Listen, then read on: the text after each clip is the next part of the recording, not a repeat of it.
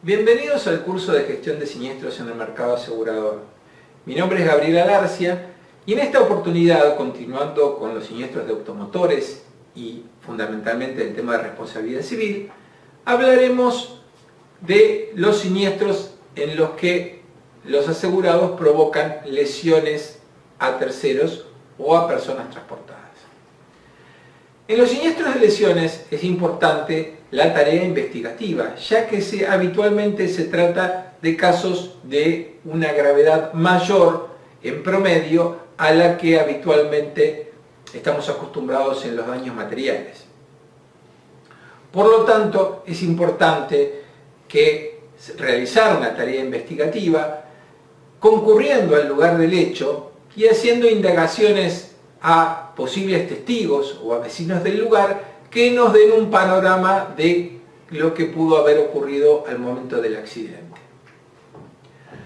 Esto es importante para tratar o intentar la detección de posibles fraudes. También es característico que en los siniestros de lesiones, a diferencia de los siniestros de daños materiales, en los cuales prácticamente en la actualidad no se realiza denuncia, exista una causa penal.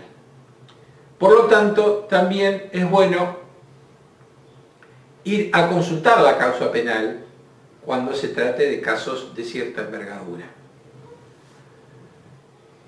Es fundamental el contacto inmediato con el tercero en todos los casos, fundamentalmente por dos cosas.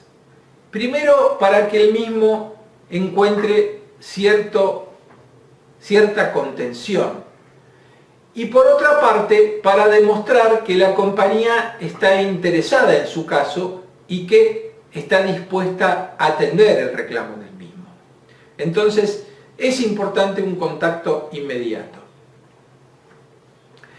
Después, el método de evaluación del daño se realiza a través del informe médico de habitualmente un médico legista, que va a determinar la incapacidad sobreviviente, el perjuicio económico, los gastos y eventualmente el daño moral que se le ocasionó al tercero a raíz de un siniestro.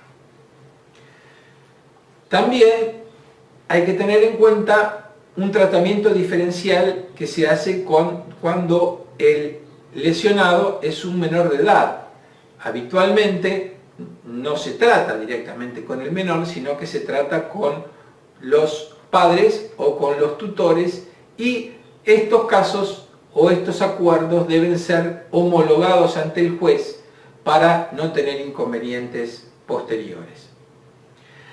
También es cierto que en los siniestros de lesiones la intervención de abogados es prácticamente imposible de evitarlo. Si bien puede haber casos menores en los cuales no intervengan letrados, en general los abogados son aquellos que concurren a hospitales o están o de alguna manera tienen acceso a información, habitualmente se ofrecen a los terceros para efectuar los reclamos. Y por otra parte también hay que tener en cuenta la dispersión de los diversos criterios de la justicia con relación al tratamiento de las lesiones.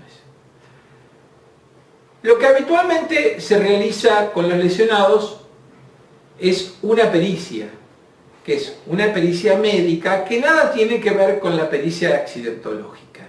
La pericia accidentológica lo que determina fundamentalmente es cómo ocurrió el siniestro, mientras que la pericia médica va a ser el método de evaluación o va a ser la base para el método de evaluación del daño de la persona lesionada, y sobre esa base es que se van a efectuar las negociaciones tendientes a resarcir al tercero en su reclamo.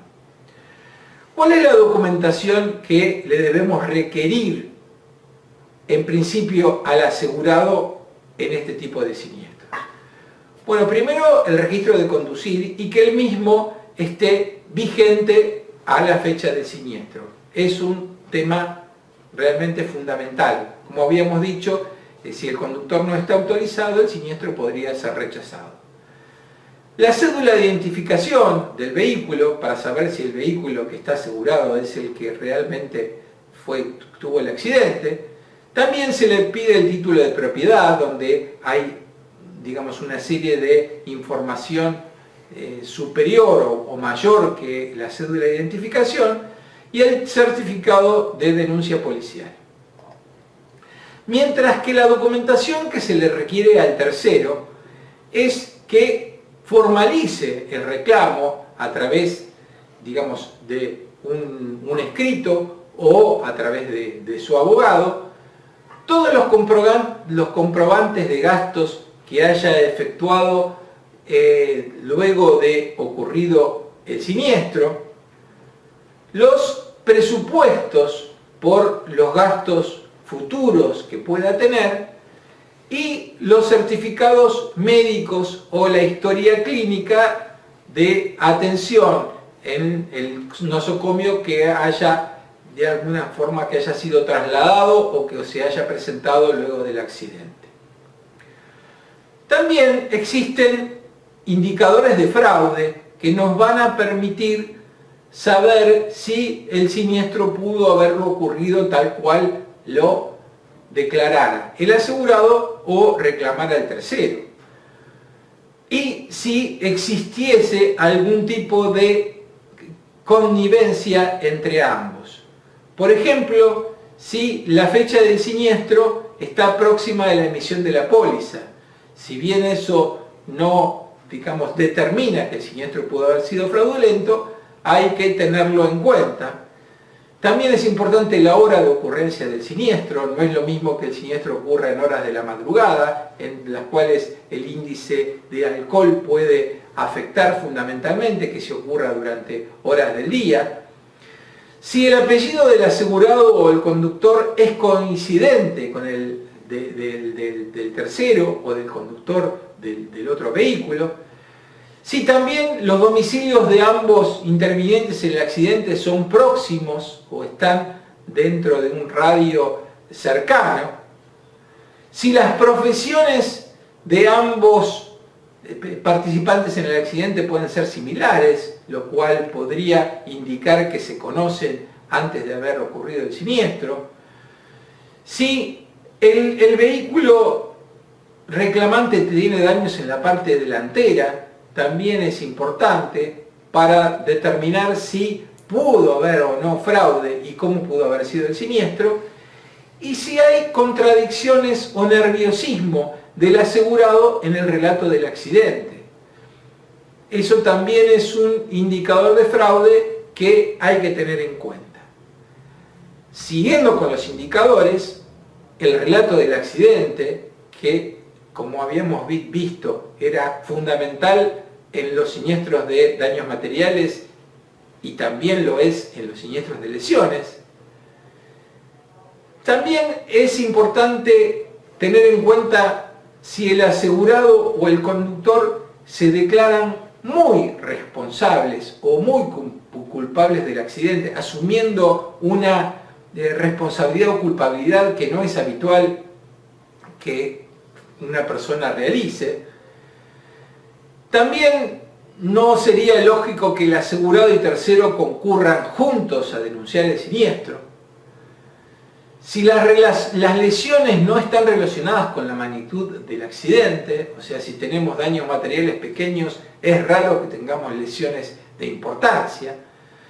Si hubo recientes competiciones automovilísticas en la zona, también podría ser un indicador de fraude, aunque no de las mismas características que los anteriores, y también la elevada cuantía de los daños materiales.